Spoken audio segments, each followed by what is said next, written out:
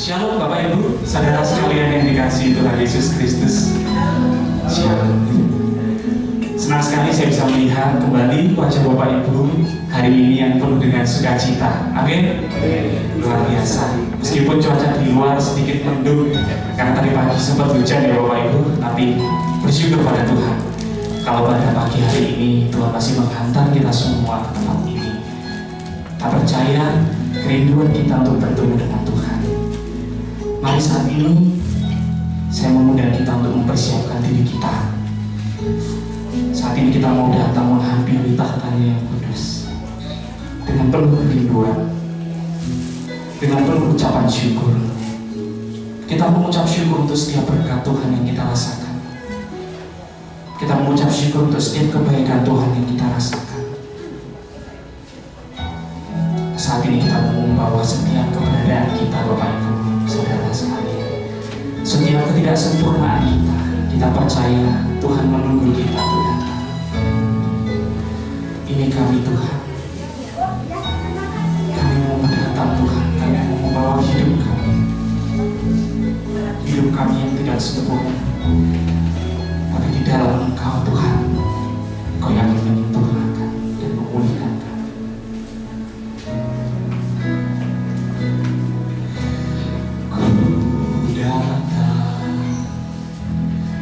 Dengan syukurku membawa kerinduanku, Yesus, inginku menyenangkanmu.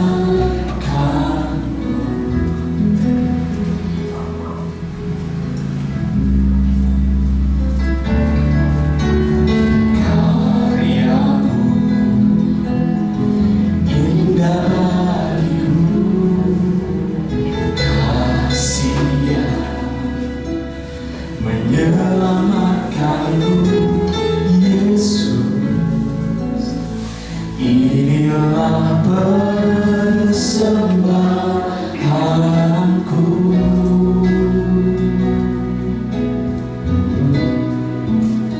Ku membawa hatiku, hanya Engkau di hidupku,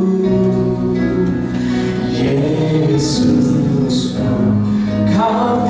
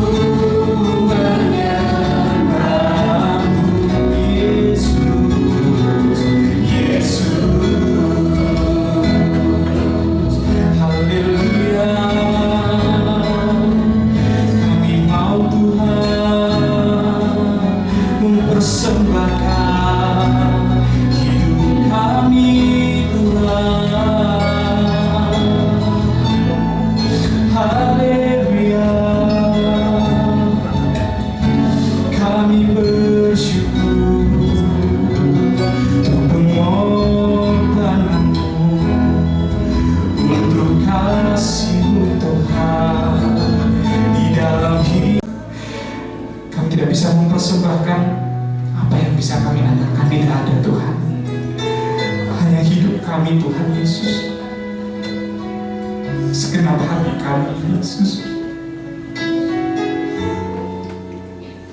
Terimalah Tuhan sebagai persembahan yang hidup dan berkenan kepada-Mu, Tuhan Yesus. Haleluya. Hanya ini Tuhan persembahanku, segenap hidupku, jiwa dan ragaku, sebab tak ku miliki harta kekayaan yang cukup berarti untuk ku persembahkan. Hanya ini Tuhan permohonanku, terimalah Tuhan persembahanku, pakailah hidupku sebagai alatku, seluruh hidupku. Betapa hati kami melimpah dengan syukur, Tuhan Yesus. Betapa hatiku berterima kasih, berterima kasih, Yesus. Oh, Kau mengasihiku, Kau memilikiku, Kau memilikiku. Sekali lagi kita mau bersyukur. Betapa hatiku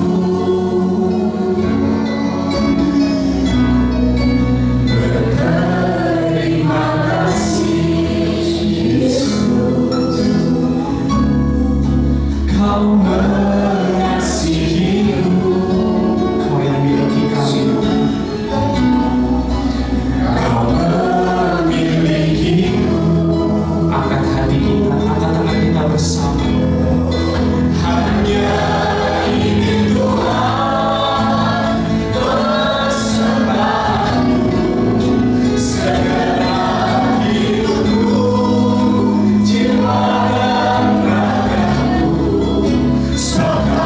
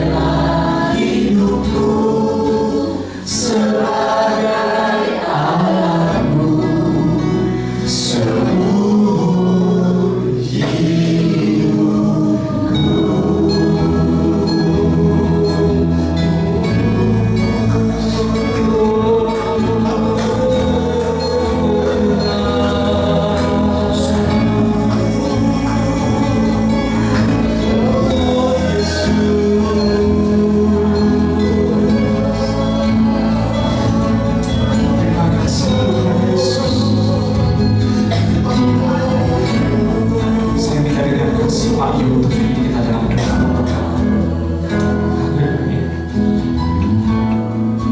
Inilah kehidupan kami yang kami bawa kepadamu, Bapa. Kami tahu Kau datang menyambut kami. Engkau Tuhan memberikan kekuatan kepada kami. Itu sebab kami semua cuma mudahlah menyembah kepadamu. Kami meninggikan, kami memuliakan, kami membesarkan nama-Mu dalam kehidupan ini. Itu sebab Bapa, kehadiran-Mu yang ada di tengah-tengah kami akan membawa kami untuk lebih dekat kepadamu. Kami ingin memuji, kami ingin memuliakan, kami ingin mendengar isi hati-Mu kepada kami. Itu sebab Bapa hadir di tengah kami dan memberikan kekuatan. Roh Kudus-Mu ada di tengah-tengah kami dan kami boleh memuji, memuliakan Kau dengan kebebasan daripada Engkau. Terima kasih Bapa, kami serahkan semua tangan-Mu dan kami memulai ibadah kami di dalam nama Tuhan Yesus Kristus, dan semua yang saya katakan Amin. Puji nama Tuhan. Masih bangkit berdiri, kita kasih tepuk tangan untuk Tuhan kita yang luar biasa. Haleluya. Bapak Ibu saat ini datang dengan penuh sukacita. Amin. Amin. Saya mau ketika Bapak Ibu ya, saya mengatakan kita hari ini datang dengan sukacita, semua teriak yes, yes, yes 3 kali. Oke, siap Bapak Ibu? Oke. Hari ini kita datang dengan penuh sukacita di hati. Yes, yes, yes. Wah, masih belum semua ini saya masih mendengar yang bagian depan aja ya. Yes-nya dengan semangatnya. Saya mau semuanya sampai yang belakang kita mau katakan yes untuk Tuhan kita. Oke, siap semua? Ya, oke, kompak ya. Oke, hari ini kita datang dengan sukacita di hati. Yes, yes, yes. Kasih tepuk tangan lagi untuk Tuhan kita. Haleluya. Ya. Sebentar lagi kita akan merayakan Natal, Bapak Ibu. Kehadiran Tuhan Yesus tengah-tengah kita, itulah yang membawa sukacita yang tidak akan pernah berhenti mengalir dalam hidup kita. Amin. Sukacita surga. Mari kita bertepuk tangan Tuhan kita. Terima sukacita surga. Mari bersama kita katakan. Terima sukacita surga, itulah kekuatan bagi jiwa. Ku dapat rasakan kasih-Nya di tengah badai yang bergelora. Terima sukacita surga, itulah kekuatan bagi jiwa. Ku dapat saksikan kuasa-Nya, taklukkan badai yang bergelora. Haleluya, Kau ada dalam hatiku, takkan patah semangatku, takkan hilang kekuatanku. Haleluya, ku mau bersorak bagimu, sukacita surga nyata menuhiku. Mari kita sama-sama menerima sukacita surga dari Tuhan. Terima sukacita. Terima sukacita surga, itulah kekuatan bagi jiwa. Ku dapat rasakan kasih-Nya di tengah badai yang bergelora. Yes. Terima sukacita surga, itulah kekuatan bagi jiwa. Ku dapat saksikan kuasa-Nya, taklukkan badai. Yang sama-sama kita lambaikan tangan. Haleluya.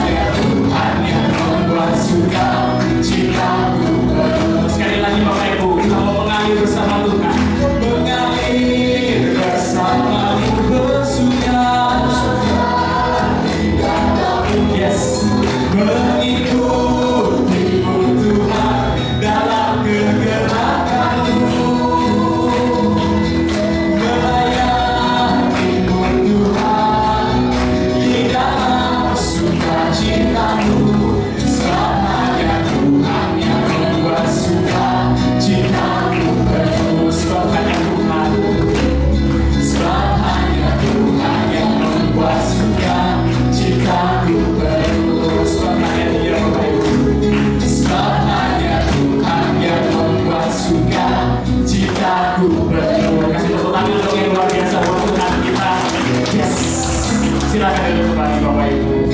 Sungguh ya, kita mengamini pujian ini bahwa ketika Tuhan ada di dalam hati kita, sukacita kita akan selalu penuh. Amin. Amin. Ya.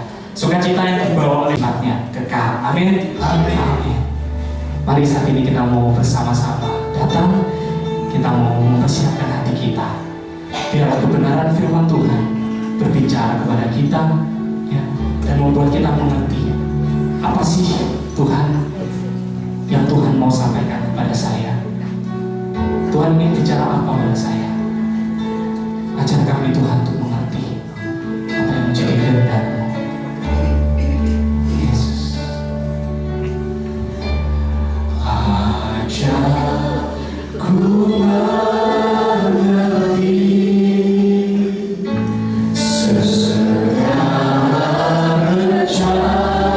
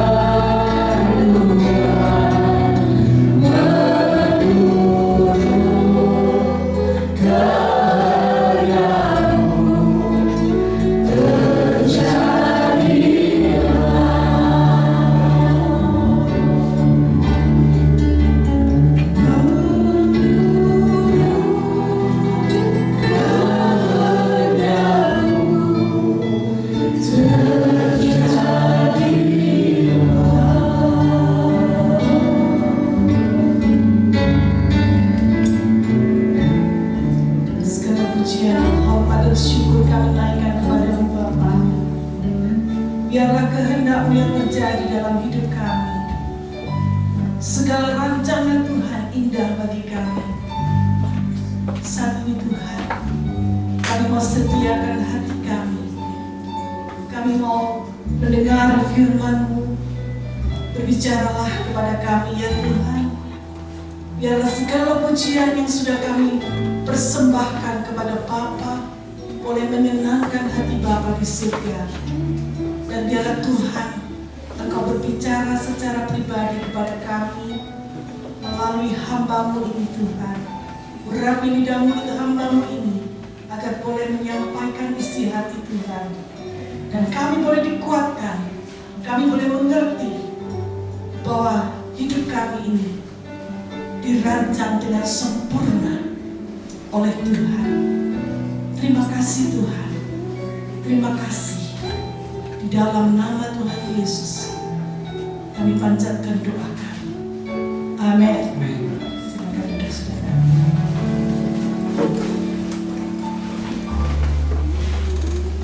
Shalom Bapak Ibu Saudara sekalian. Kita sudah mendengar, kita sudah menyanyikan lagu-lagu pujian penuh dengan sukacita. Apakah saat ini saudara bersukacita? Ya, ada yang masih ragu-ragu. Apakah benar ya saya bersukacita? Ya, saudara, hari ini kita akan belajar tentang apa itu sukacita. Bagaimana kita bisa bersukacita?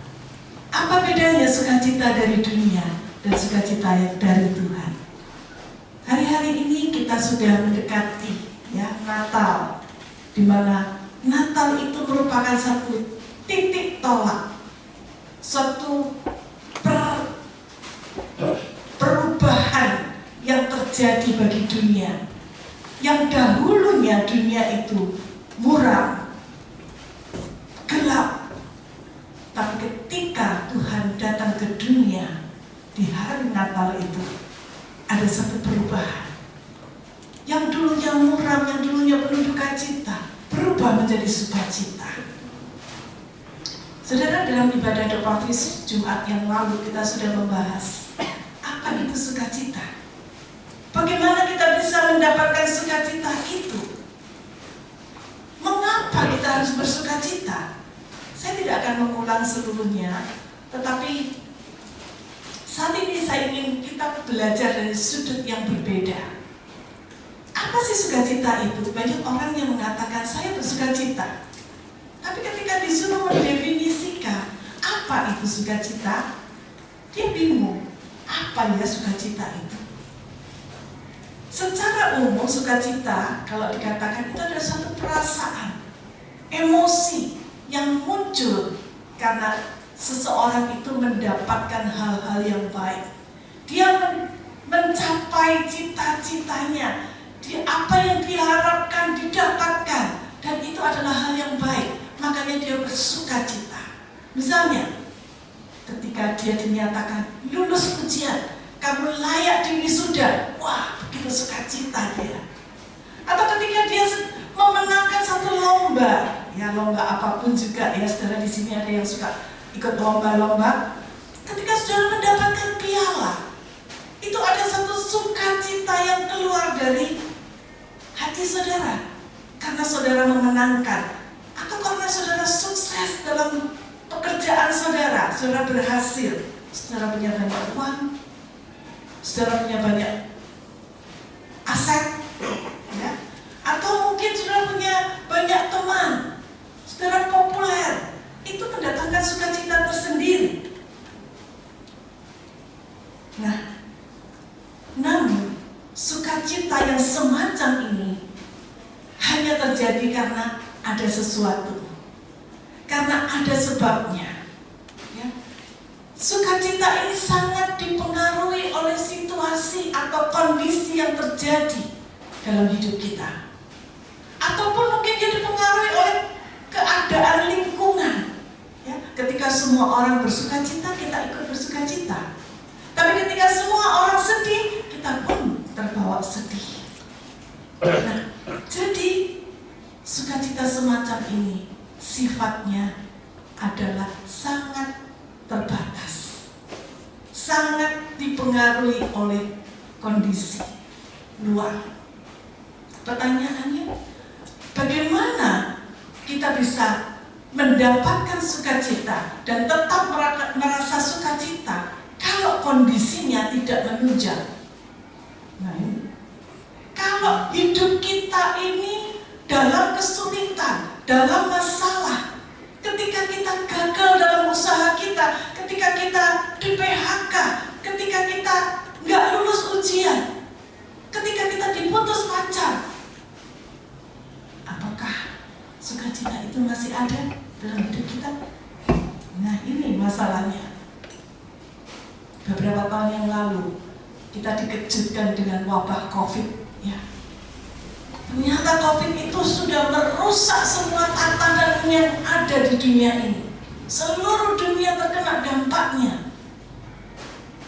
Usaha yang dulunya sudah dibangun dengan begitu baik, ditata dengan begitu sempurna, tiba-tiba hancur, berantakan. Bahkan banyak orang yang merasa sedih ketika ditinggal oleh orang-orang yang dikasihinya. Semuanya hancur dalam kabut. Usaha banyak yang bangkrut. Nah, saudara, pertanyaannya, apakah kita masih tetap bisa bersukacita? Nah, ini masalahnya. Ratusan tahun sebelum Yesus lahir ke dunia, dunia dilanda kegelapan karena dosa. Kegelapan merajalela di antara umat Tuhan. Orang tidak bisa lagi membedakan mana yang benar, mana yang salah. Semua orang sudah dikuasai oleh dosa itu. Dalam kondisi dunia yang semacam inilah Nabi Yesaya muncul dan membawa kabar baik. Apa kabar baiknya? Yuk kita baca sama-sama di dalam kitab Nabi Yesaya pasal yang ke-9. Yesaya pasal yang ke-9 ayat yang pertama hingga ayat yang ke-7.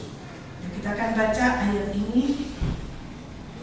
Kita akan baca secara bergantian, ya. Saya akan baca ayat yang pertama, saudara baca ayat yang kedua sampai ayat yang ke-7.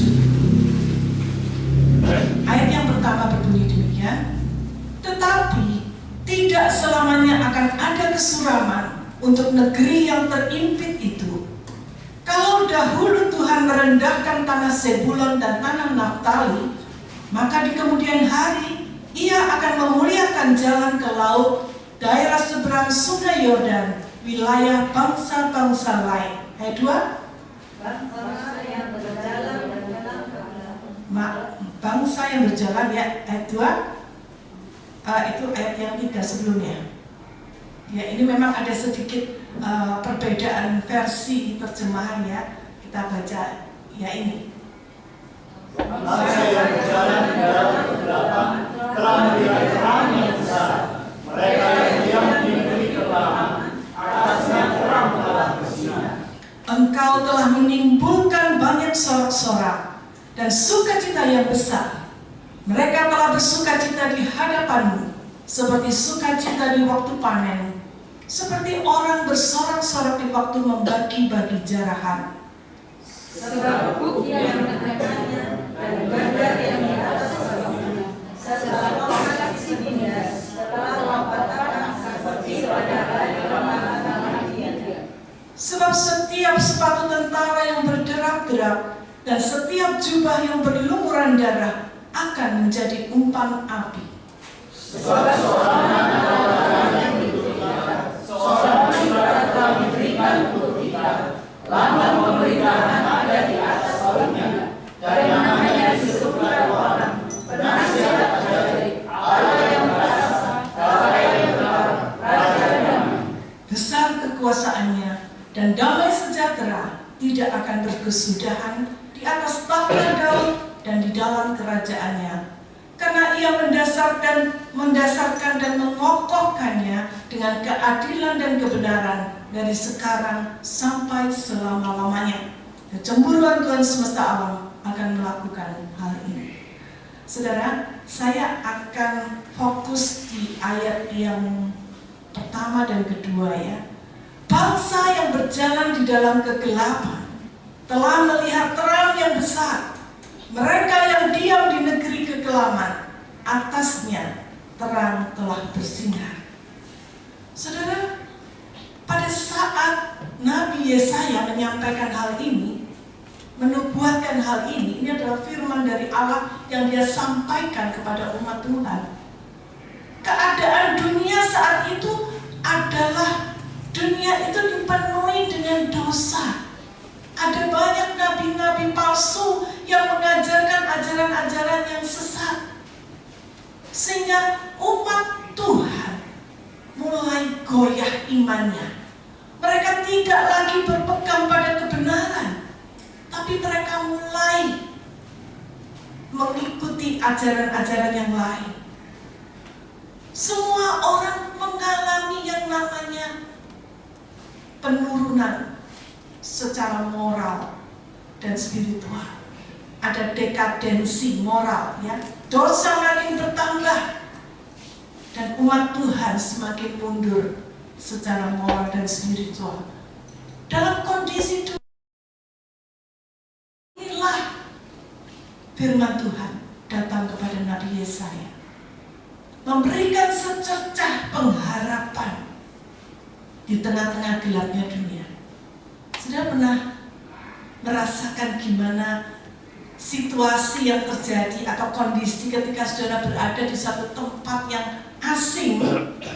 Ya, mungkin ketika saudara sedang berjalan di tempat yang tidak sering saudara lalui, tiba-tiba saat itu semua listrik mati. Ya, mungkin karena waktu itu ada petir yang menyambar sehingga listrik padam.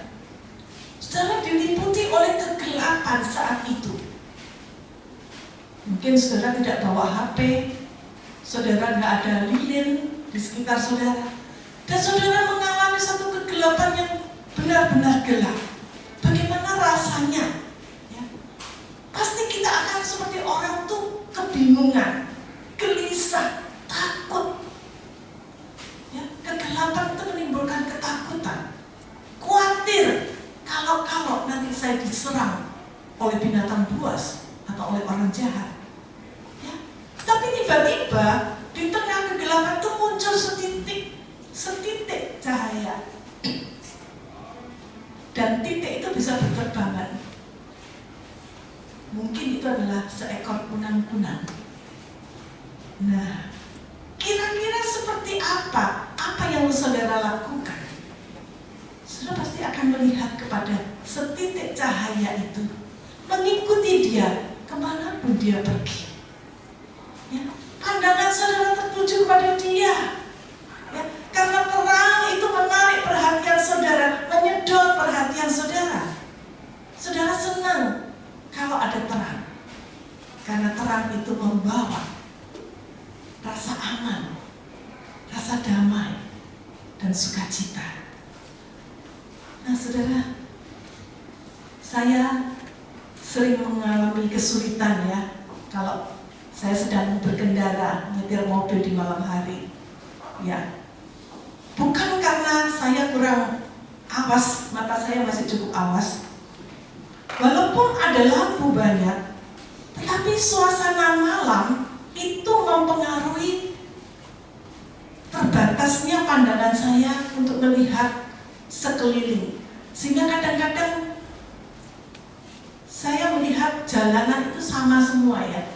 Saya nggak bisa melihat ini daerah mana ya, sedang di mana saya ya, karena banyak cahaya tetapi tidak menerangi seluruhnya ya. Sehingga kadang-kadang saya sering tersesat kalau saya sendirian berkendara di malam hari ya.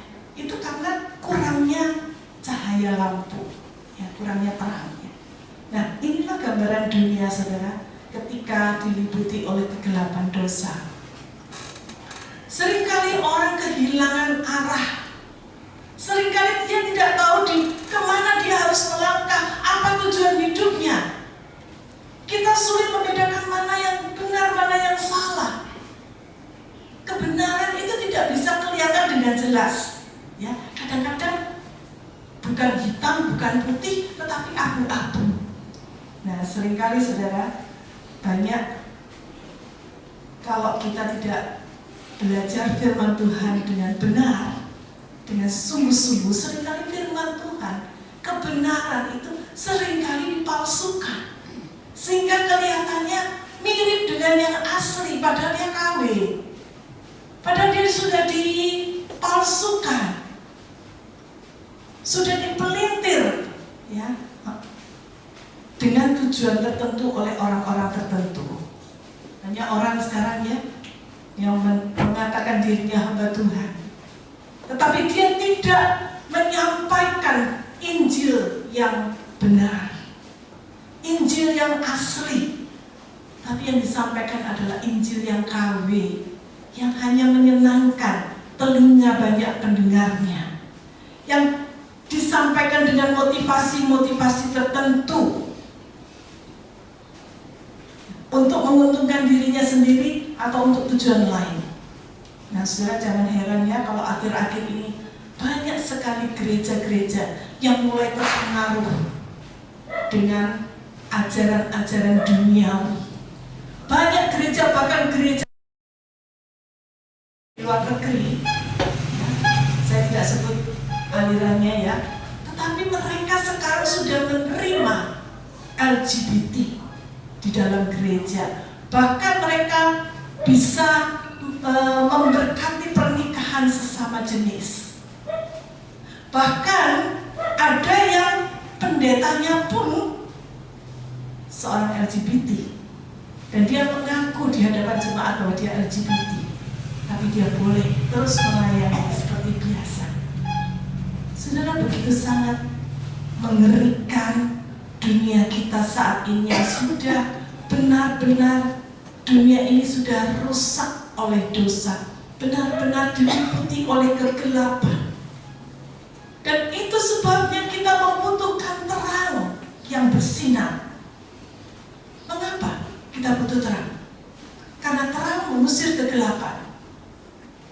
Saya teringat kata-kata Ibu Raden Ajeng Kartini ya, habis gelap terbitlah terang. Tetapi ketika terang datang, kegelapan lari. Itu yang terjadi. Itu sebabnya di tengah-tengah dunia yang seperti ini, kita butuh terang Tuhan. Karena terang itu membawa pengharapan, terang membawa kepastian hidup. Saat saudara melihat hiasan lampu Natal yang berkelap-kelip, pasti perhatian saudara akan tertuju pada kelap-kelipnya lampu Natal ini. Kita terpesona oleh keindahannya. Ada rasa hangat, ada rasa sukacita ketika kita memperhatikan terang itu.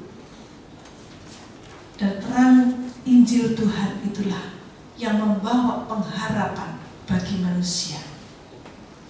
Dunia kita saat ini membutuhkan kabar baik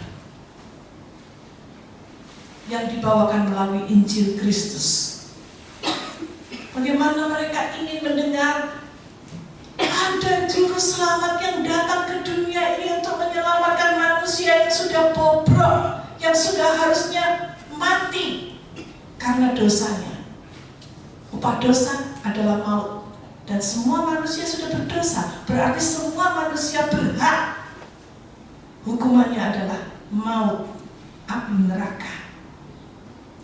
Tetapi bersyukur karena terang itu datang melalui Yesus Kristus. Dia sudah menjadi penebus dosa kita. Dia sudah menanggung hukuman dosa kita, sehingga kita yang harusnya dihukum mati, yang harusnya berakhir di neraka, Tuhan sudah pikul di atas kayu salib, sehingga kita boleh memiliki satu kehidupan yang baru, satu kehidupan yang penuh pengharapan, dan kehidupan yang kekal. Kita memiliki sorga sebagai akhir hidup kita. bagi orang-orang yang percaya, bagi orang-orang yang menerima Dia, kabar baiknya adalah surga sebagai jaminan hidup kita. Nabi Yesaya, anak dari Amos, saat itu dia mengatakan bahwa terang itu akan datang ke dalam dunia yang diliputi oleh dosa. Bangsa yang berjalan dalam kegelapan telah melihat terang yang besar. Nah saudara, bagaimana kondisi dunia kita saat ini? Saat ini dunia kita sedang diliputi oleh kegelapan, sama seperti yang dahulu. Bahkan sekarang kegelapan itu makin bertambah. Apa saja yang terjadi? Ada kekacauan secara global, kekacauan dunia, perang antara Israel melawan Palestina atau Hamas. Belum sebelumnya Ukraina, Rusia. Bukan hanya perang dalam skala yang dunia, tetapi juga perang dalam skala yang lebih kecil. Misalnya adalah persaingan di antara rekan bisnis, percekcokan di dalam keluarga, kakak melawan adik, orang tua melawan anak. Inilah yang terjadi. Dunia kita saat ini benar-benar sudah kacau. Yang dahulunya baik kita anggap teman, sekarang jadi musuh. Apalagi suhu politik di negara kita juga sudah semakin memanas menjelang pemilu ya. Itu tadi ada gambar ya. Suhu politik memanas ya, orang yang sakit di rumah sakit dia baca berita tentang politik, makanya suhunya makin naik ya. Sampai susternya bingung, kenapa kok suhunya makin naik ya?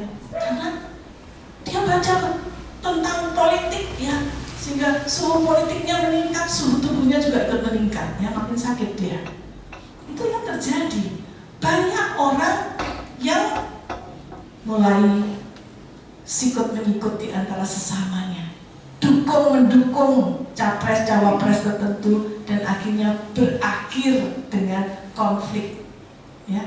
Sesama teman yang berbeda pandangan politik bisa akhirnya saling menjadi musuh politik. Bahkan suami istri yang berbeda pandangan politik akhirnya cerai gara-gara mendukung capres cawapres yang lain yang berbeda. Nah saudara, inilah kondisi dunia kita. Belum lagi kalau kita lihat bukan hanya dalam skala dunia, bukan hanya dalam skala negara, tetapi juga dalam skala pribadi. Setiap manusia tidak ada yang luput dari yang namanya dosa. Dosa yang dimulai dari Adam dan Hawa ketika mereka melanggar perintah Tuhan dan makan buah yang dilarang. Itulah saat kejatuhan umat manusia. Dan saat ini pun kita merasakan bagaimana dosa itu tidak pandang bulu. Dia bisa hinggap pada siapa saja, entah dia anak kecil, entah dia orang dewasa, entah dia orang yang sudah tua sekalipun, tidak luput dari yang namanya dosa. Entah dia orang miskin, entah dia orang kaya, entah dia sarjana, entah dia orang yang tidak berpendidikan, semuanya sudah dihinggapi oleh dosa. Saudara, dan kita tahu bahwa upah dosa itu maut. Itu sebabnya saudara, dalam kondisi dunia yang kacau balau seperti inilah, Injil atau kabar baik itu dibutuhkan. Tidak selamanya dikatakan ada kesuraman di negeri yang terimpit itu. Tidak selamanya kita mengalami kesesakan. Ada satu ketika Allah akan memulihkan dan memberikan dia kemuliaan dan kehormatan.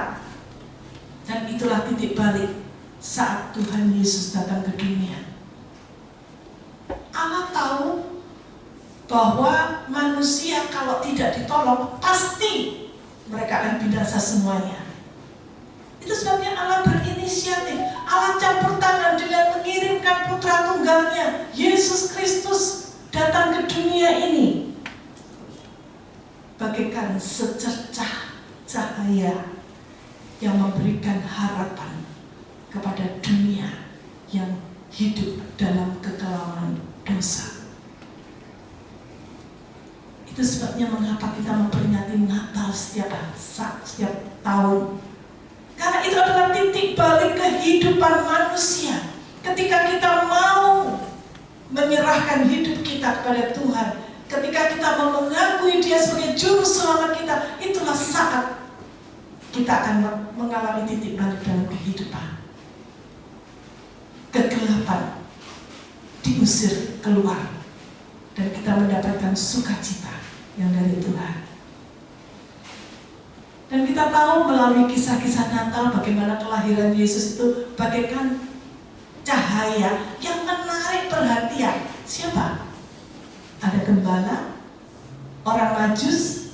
Ketika mereka melihat ada terang, bintang yang terang bercahaya, orang Majus itu adalah ahli perbintangan. Dan dia tahu ketika bintang yang terang itu bercahaya berarti ada sesuatu kejadian besar di dunia ini sedang terjadi. Ada satu kelahiran dari seorang raja yang besar. Dan itu sebabnya melalui petunjuk bintang mereka bintang itu menuntun mereka sampai pada satu tempat di mana bintang itu berhenti. Dan disitulah mereka mencari di mana raja yang baru lahir itu. Mereka mencari di istana raja, nggak ketemu. Karena Herodes mengatakan, aku nggak tahu. Tapi nanti ya, kalau kamu nanti ketika dia berkonsultasi dengan ahli-ahli penasehat-penasehatnya dan mengatakan, oh di Yerusalem, di Bethlehem, disitulah raja itu lahir. Maka Raja Herodes mengatakan, dia ada di Bethlehem. Nanti kalau kamu sudah ketemu ya, beritahu saya juga akan menyembah dia. Berarti saudara, kelahiran Yesus itu menarik seperti magnet, menarik perhatian orang-orang yang sedang mencari dia. Apa yang dicari orang pada saat ini? Banyak orang yang mengalami stres. Banyak orang yang mengalami depresi. Ya, semakin banyak orang hidupnya tertekan baik secara ekonomi, tuntutan hidup yang makin tinggi. Mereka sakit mentalnya, sakit jiwanya, mungkin juga sakit secara fisik. Dan kalau orang yang menghadapi masalah-masalah seperti ini, biasanya sukacitanya hilang. Ya. Sakit sedikit aja kakinya, sakit gitu aja, sudah rasanya, aduh Tuhan, saya lebih baik mati Tuhan daripada kayak gini, hidup kok kayak gini, menderita kok kayak gini. Sukacitanya hilang. Yesus datang ke dunia untuk menjadi solusi, untuk menjadi jawaban bagi setiap persoalan manusia. Hanya Yesus yang menjadi jawaban hidupku. Itu sebabnya kalau saudara membutuhkan solusi, datang kepada Yesus, undang Dia untuk menguasai, memimpin hidupmu. Serahkan semua beban-bebanmu dan kendali pimpinan hidupmu kepada Dia, karena Dialah yang akan memberikan pertolongan tepat pada waktunya. Amin. Itu sebabnya saudara, ayat yang ketiga mengatakan, Engkau telah menimbulkan banyak sorak-sorak dan sukacita yang besar. Ya, kedatangan Yesus menimbulkan sukacita yang besar bagi siapa? Bagi orang-orang yang mau merendahkan hatinya, yang mau benar-benar menyerahkan kendali hidupnya untuk dipimpin oleh Tuhan. Bagi orang-orang itulah Yesus berjanji ada sukacita yang besar. Dan sukacita yang besar itu mentransformasi kehidupan. Sukacita yang besar itu membawa orang dari satu kemenangan kepada kemenangan yang lain. Dia akan mengalami dalam hidupnya. Karena dia tahu dia tidak berjuang sendirian. Sekarang ini ada Yesus yang menjadi pemimpin dalam hidupmu. Dialah yang akan memimpin, dialah yang akan menolong kita, mengangkat semua beban-beban kita. Dan hasilnya adalah sukacita. Apa yang terjadi ketika sukacita itu ada dalam hidup kita? Beban-beban itu semua terangkat ya. Hidup kita terasa ringan. Karena Tuhan sudah menanggung beban yang terberat di atas pundaknya. Ketika dia mati di atas kayu salib, semua beban kita diangkat di atas pundaknya. Kita hanya kebagian bagian-bagian yang kecil saja. Itu sebabnya jangan kita menyalahkan Tuhan ketika terjadi sesuatu dalam hidup kita. Tuhan sudah melakukan yang terbaik. Dia sudah menyerahkan nyawanya untuk kita. Tidak ada lagi beban, tidak ada lagi penindasan. Orang yang hidup yang dikuasai oleh dosa, atau yang mengalami sakit penyakit yang menaun, itu hidupnya nggak bebas, saudara. Mau bergerak saja rasanya sulit. Atau mungkin dia dibayang-bayangi oleh masa lalunya yang senantiasa membuat dia menjadi orang yang tidak aman karena masa lalunya dahulu gelap. Orang-orang seperti ini adalah orang-orang yang tertindas. Seperti, sudah pernah lihat burung ya? Burung Raja Wali yang kakinya diikat sama rantai itu ya.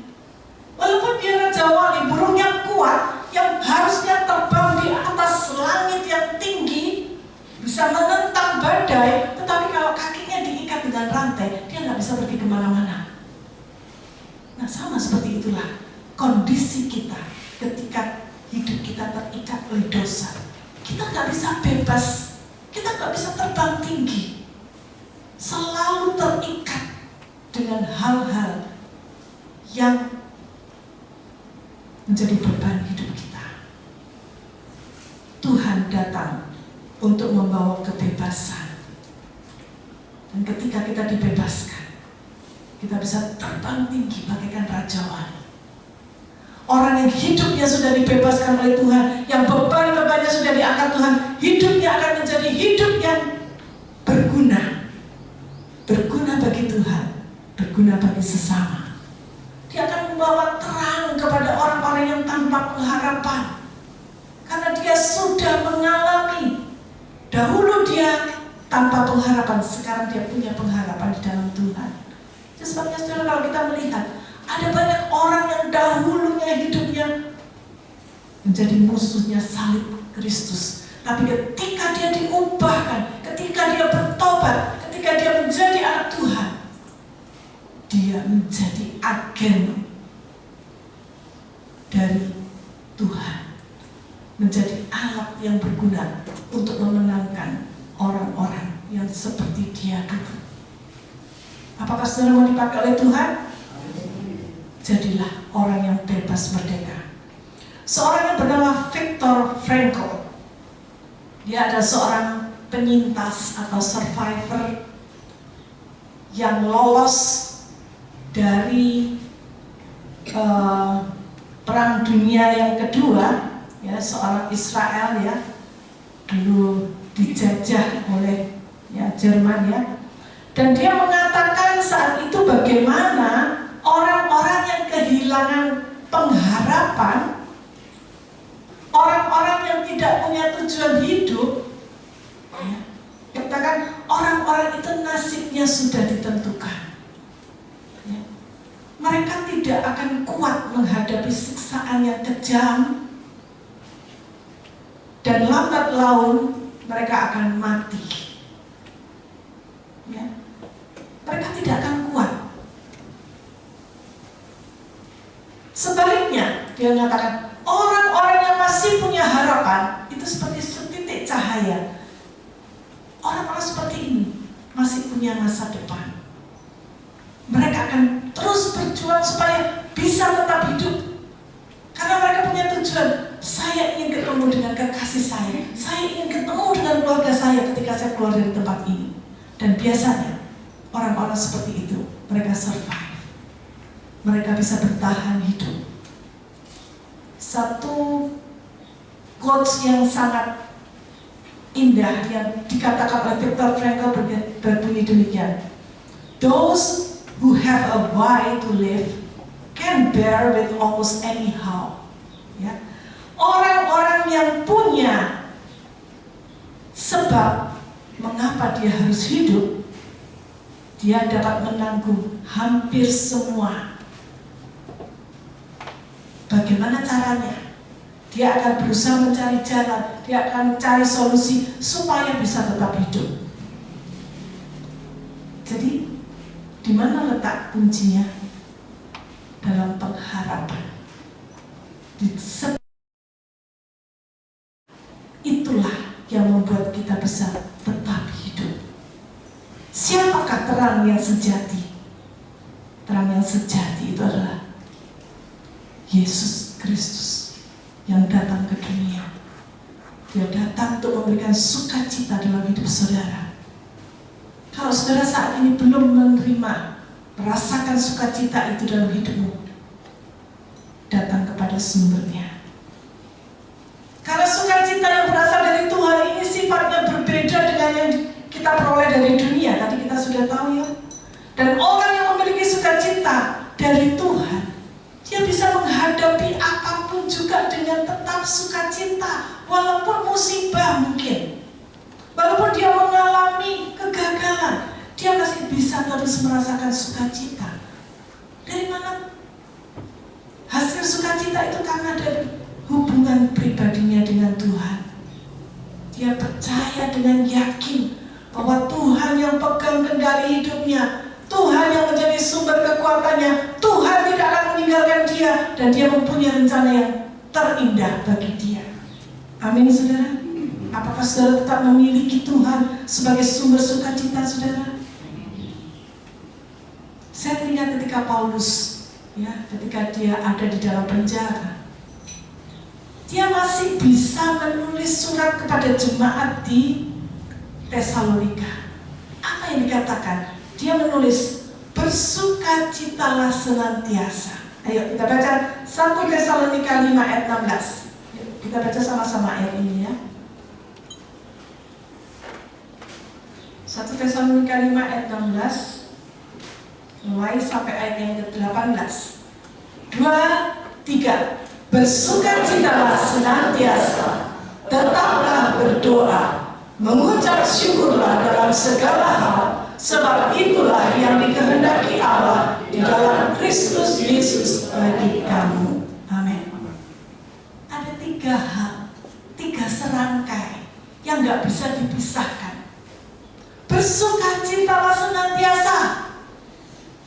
Bersukacitalah senantiasa itu artinya bukan sekali bersukacita terus besok enggak, lusa baru bersukacita lagi.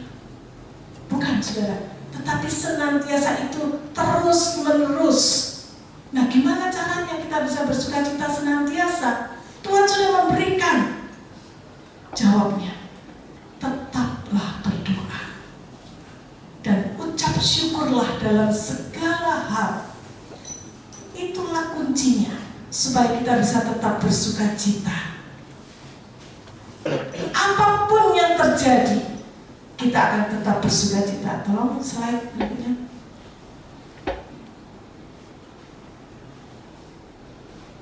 Bersukacitalah senantiasa, ya. Bagaimana agar kita bisa sukacita itu menetap di hati? Ini tadi ya, bersukacitalah senantiasa, tetaplah berdoa dan mengucap syukur dalam segala hal. Berikutnya.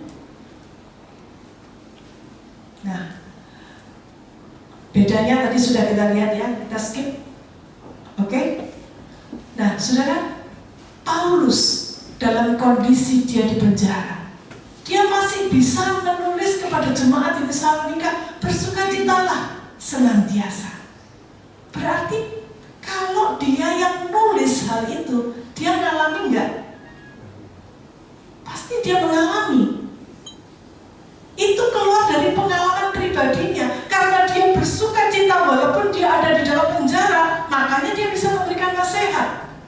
kepada jemaat yang dia layani di Tesalonika, kalian bersukacita senantiasa ya. Saya pun di penjara, saya tetap bersukacita. Tetaplah berdoa, tetaplah mengucap syukur apapun yang terjadi. Jadi sukacita yang dari Tuhan ini bukan tergantung dari kondisi tertentu. Kalau tergantung dari kondisi tertentu, gak mungkin ada sukacita. Karena dia di penjara kok. Mana mungkin bisa orang sukacita di dalam penjara? Kalau kita bisa sukacita dalam penjara, semua orang pengen masuk penjara. Tetapi sukacita yang dari Tuhan ini sukacita yang walaupun saya di penjara, saya tetap bisa bersukacita. Walaupun saya gagal, saya tetap bersukacita. Jadi sukacita yang walaupun ini adalah sukacita yang dari Tuhan. Saya juga teringat bagaimana Ahok ketika dia divonis bersalah.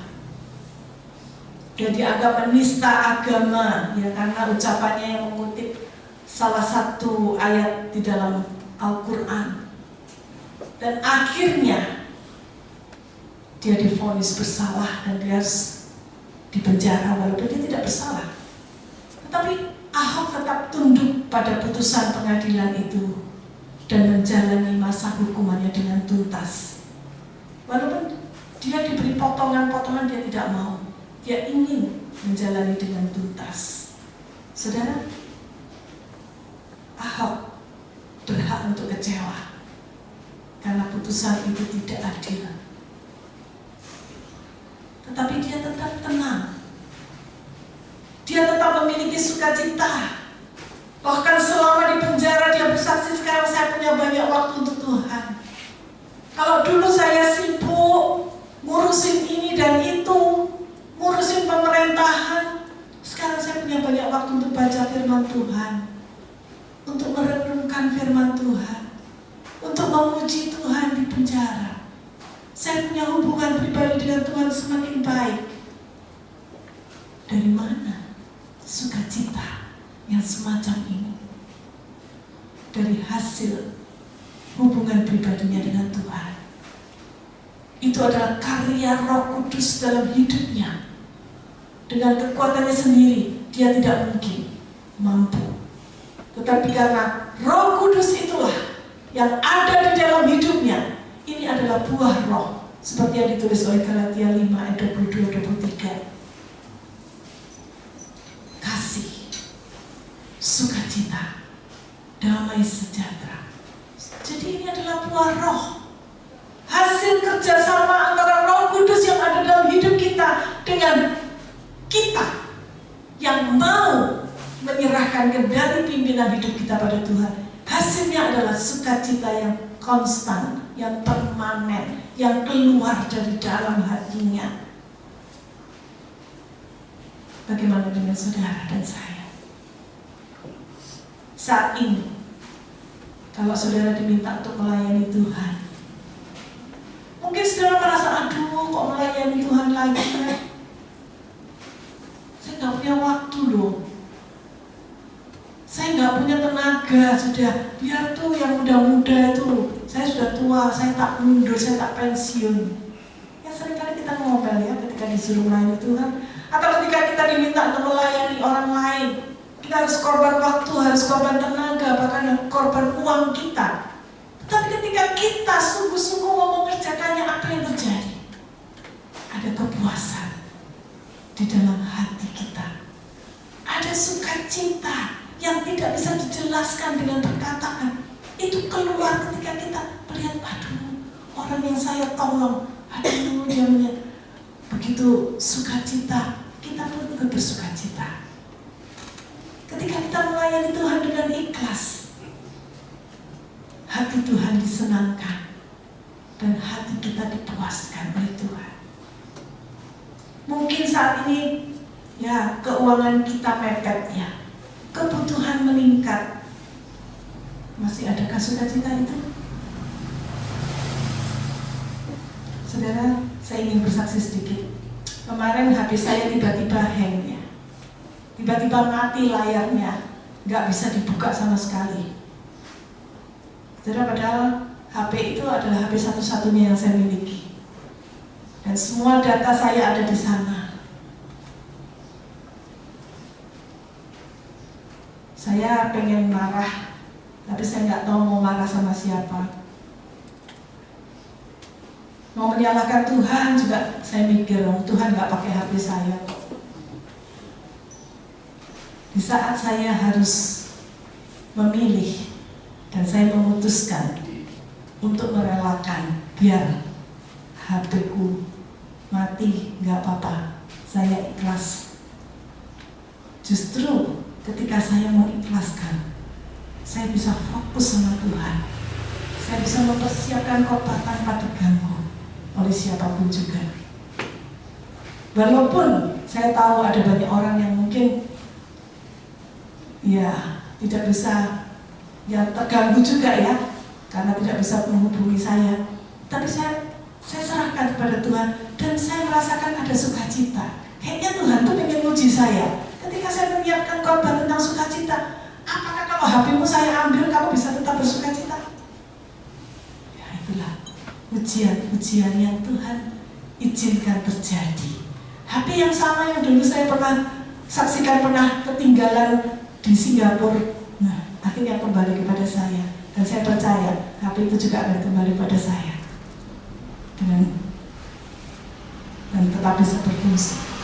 Nah saudara, bagaimanakah sukacita itu bisa menetap dalam hati kita? Sekali lagi, 3 rangkai itu ya, tetaplah bersukacita, tetaplah berdoa, tetaplah mengucap syukur dalam segala perkara. Dan itulah kunci sukacita yang dari Tuhan. Sukacita yang permanen, sukacita yang tidak dipengaruhi oleh kondisi, situasi, lingkungan, atau orang-orang di sekitar kita, atau barang-barang materi. Tapi sukacita yang berasal dari Tuhan, itulah sukacita yang penuh. Sungai sukacita itu akan mengalir dalam hidup kita. Amin. Ya, kita akan nyanyikan sebuah lagu, sukacitaku penuh, ku bermazmur bagimu, karena ku tahu ku telah ditebus oleh curahan darah.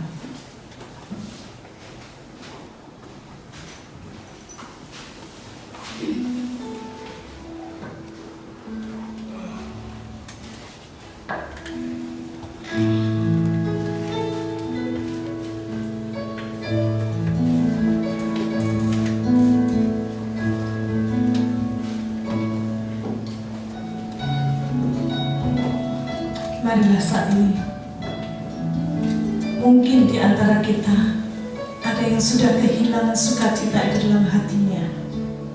Mintalah kepada Tuhan, Tuhan, kembalikan sukacitaku. Sukacitaku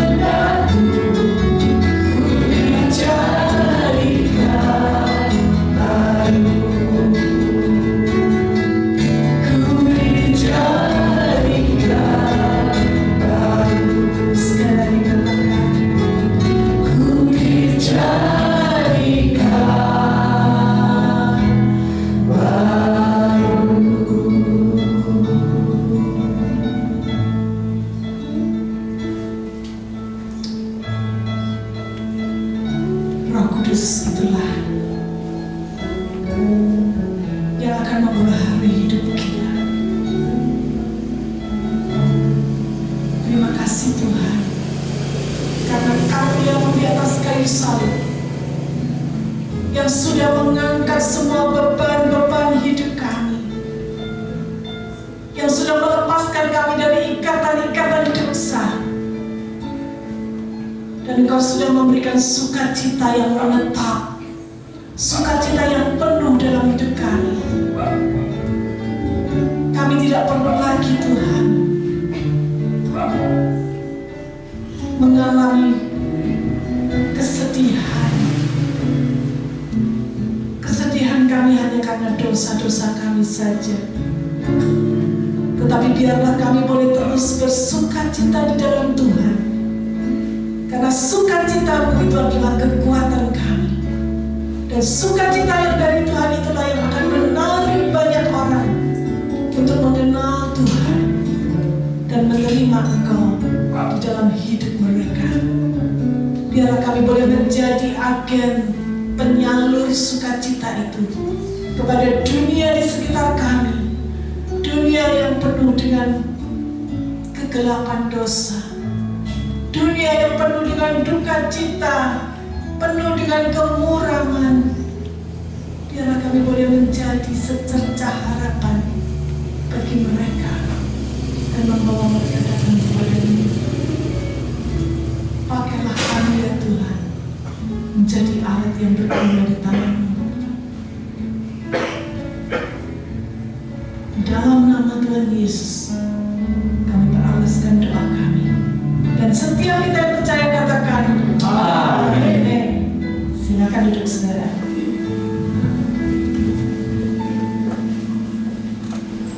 Puji nama Tuhan, hari ini kita kembali diingatkan bahwa hanya Tuhanlah yang harus menjadi satu-satunya sumber sukacita kita.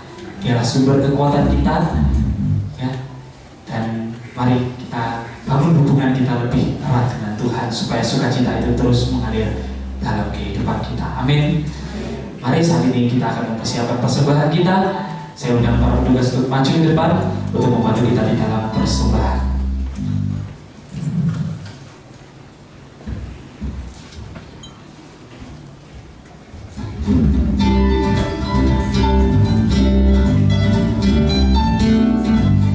Bapak Ibu yang sudah memberikan persembahan bisa bersama-sama dengan saya bangkit berdiri.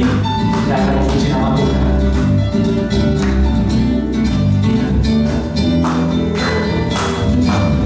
Hanya Kau diriku di surga.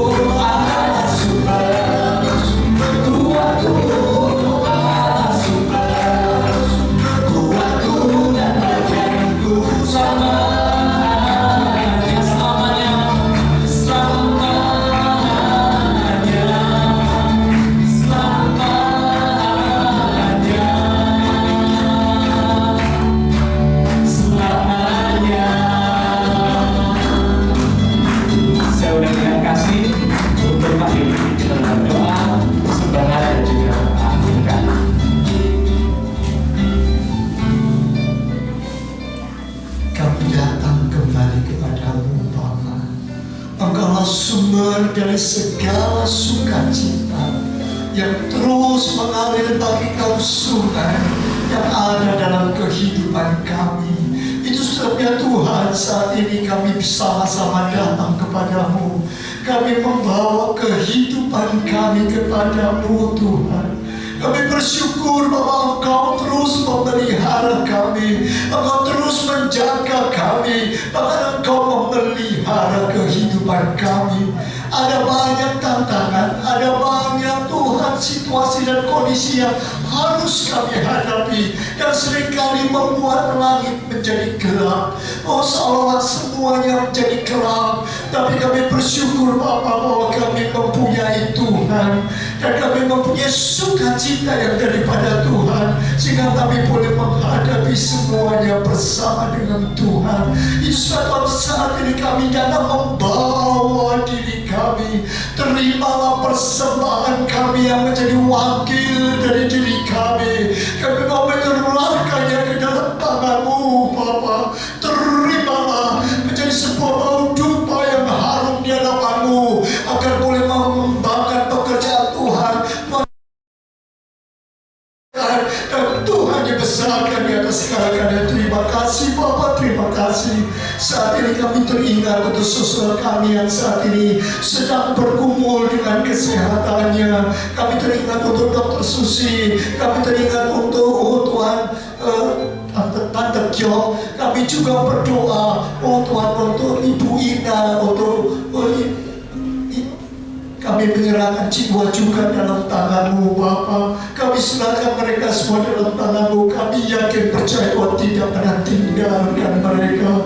Walaupun di tengah-tengah penderitaan yang sedang dialami, Engkau memberikan sukacita, dan sukacita itu adalah obat dari segala-galanya. Terima kasih Bapa, terima kasih. Kami menyerahkan Tuhan ibadah-ibadah kami di depan, persiapan Natal, semuanya Tuhan, bahkan persiapan hati kami masing-masing. Oh Tuhan, kami yang berkomitmen untuk membawa sesuatu yang indah kepadamu pada perayaan Natal kali ini Tuhan, tolong bantu kiranya kami, sehingga benar-benar kami Tuhan dengan komitmen yang kuat memberikan yang terbaik kepada Tuhan. Kami berdoakan saudara kami yang lain tidak sempat beribadah bersama dengan kami. Mungkin mereka sedang bepergian, mereka mempunyai tugas tanggung jawab pekerjaan yang tidak bisa ditinggalkan. Tuhan juga memberkati mereka. Tuhan juga memberkati saudara-saudara kami yang saling mengikuti ibadah secara online. Tuhan tolong dan bantu kami. Terima kasih Bapak, terima kasih, sehingga kami sebenarnya boleh pulang dengan membawa damai dan sejahtera Tuhan dalam kehidupan kami. Saudaraku sekalian, arahkanlah hatimu dan tanganmu kepadanya. Pulanglah untuk menerima berkat daripada Tuhan, kasih karunia daripada Allah Bapa, kecintaan daripada Tuhan Yesus, dan penyertaan Roh Kudus menyertai kehidupanmu. Pulanglah dan terimalah berkat Allah di dalam nama Tuhan Yesus Kristus. Dan semuanya diberkati, katakan amin. Selamat.